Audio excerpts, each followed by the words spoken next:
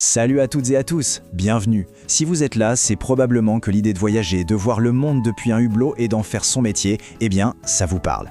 Aujourd'hui, on va décortiquer ensemble le chemin pour devenir personnel navigant commercial, PNC comme on dit. Mais attention, on va mettre de côté les idées reçues, les on-dit, pour se concentrer sur l'essentiel, ce que les compagnies aériennes attendent vraiment de vous. Allez, c'est parti. On attaque tout de suite avec la grande question, celle qui stresse, qui fait douter, qui revient sans arrêt sur les forums, le fameux CCA, le Cabin Crew Attestation. Est-ce que c'est vraiment ce sésame obligatoire, cette clé sans laquelle la porte du recrutement reste fermée? Est-ce qu'il faut l'avoir en poche avant même d'oser envoyer un CV? Et la réponse, la voilà, écrite noir sur blanc. Je vais même le répéter pour que ça rentre bien.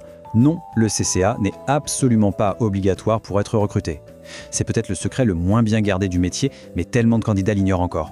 L'idée, ce n'est pas de dépenser des milliers d'euros dans une formation sans savoir si votre profil plaira. L'idée, c'est que la compagnie vous choisisse et qu'ensuite, c'est elle qui investisse en vous. Et la preuve, elle est là. On ne parle pas de petites compagnies inconnues. Regardez cette liste. D'un côté, les géants du ciel européen comme Ryanair ou EasyJet, et de l'autre, nos compagnies nationales, Air France, Hop, Transavia, French Bee, elles recrutent toutes, chaque année, des centaines de personnes qui n'ont pas le CCA. Leur logique est simple, elles cherchent des personnalités, un savoir-être, un potentiel. Le diplôme, la technique, ça, elles s'en chargent après. C'est un vrai changement de mentalité à avoir. Bon, maintenant que ce point essentiel est clarifié, ça fait du bien, non? Parlons un peu de la formation. Une fois qu'on a été sélectionné, ça se passe comment? Ça dure combien de temps concrètement? Eh bien, là aussi, préparez-vous parce qu'il y a un monde entre les différentes options. Pour faire très simple, il existe deux grands standards en Europe. Vous avez le CCA ESAA, qui est la norme européenne. C'est souvent une formation très intensive, très condensée.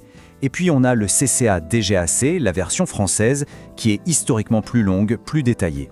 La compagnie qui vous embauchera choisira tout simplement le format qui correspond à ses propres opérations. Et ce graphique, il parle de lui-même. Regardez cet écart, c'est juste énorme. D'un côté, une formation EASA qui peut être bouclée en 2 semaines. C'est hyper intense, mais c'est rapide. De l'autre, une formation DGAC qui peut s'étaler sur plus de 6 mois. C'est une autre approche. Mais au final, le diplôme obtenu est le même. Il vous permet de voler. Le chemin est juste radicalement différent. D'accord.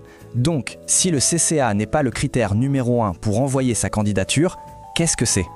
Sur quoi est-ce qu'il faut tout miser pour passer les premières étapes de sélection et attirer l'œil des recruteurs? La réponse, elle est là. B2.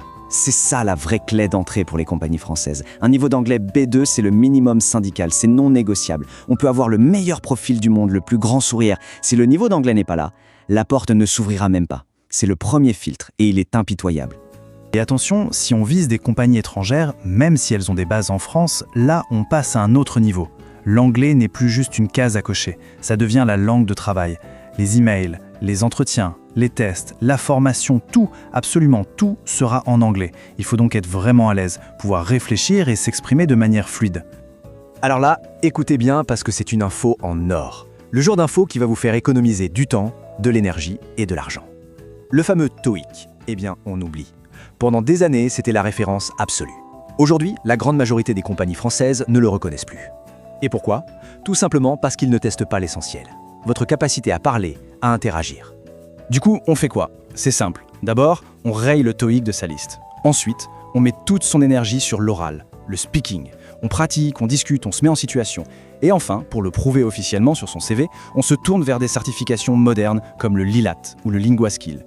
Eux, ils sont conçus pour évaluer votre expression orale. Et c'est ça que les recruteurs veulent voir. Allez, on se projette. Vous avez été recruté. La compagnie vous a formé. Il ne reste plus qu'une étape avant de recevoir vos ailes, l'examen final du CCA. Démystifions un peu cette épreuve qui en impressionne plus d'un. En gros, l'examen se divise en 2 parties. Vous avez d'abord la théorie, un grand QCM qui peut durer jusqu'à 4 heures. Là, on vérifie que toutes les procédures, toutes les règles sont bien en tête. Et ensuite, le plus impressionnant, la pratique. Pendant environ 4 heures, on vous met dans des simulateurs, on recrée des situations de vol et on voit comment vous réagissez. Et qu'est-ce qu'on teste? Au juste. Oubliez l'idée qu'on juge votre façon de servir un café. On parle de choses bien plus sérieuses. Les procédures de sécurité, la réglementation, les gestes de premier secours. Comment réagir en cas de feu à bord ou en cas de dépressurisation. Le métier de PNC, c'est 90% de sécurité. Et l'examen est là pour le confirmer. Alors, si on devait résumer notre plan de vol pour réussir, c'est simple. Premièrement, on respire un grand coup. Le CCA n'est pas un prérequis. Deuxièmement, on investit tout sur son anglais oral parce que c'est la vraie clé. Et troisièmement, on cible directement les compagnies aériennes qui recrutent sans CCA et qui vous formeront elles-mêmes. Gardez bien ça en tête. Ce rêve de faire du ciel votre bureau, il est vraiment accessible. Il faut juste avoir la bonne stratégie. Je me souviens d'un jeune que j'ai accompagné, il était persuadé qu'il fallait passer par une école privée hors de prix. Il a changé son fusil d'épaule, a bossé son anglais à fond, et 6 mois plus tard, il m'envoyait une photo de son premier vol. C'est la preuve que c'est la méthode qui compte. La question maintenant, c'est à vous d'y répondre. J'espère sincèrement que cette analyse vous a éclairé, qu'elle a peut-être simplifié un chemin qui paraissait compliqué. Le rêve est là à portée de main. Merci beaucoup d'avoir été là et je vous souhaite à tous et à toutes un excellent décollage dans cette carrière incroyable. Bon vol!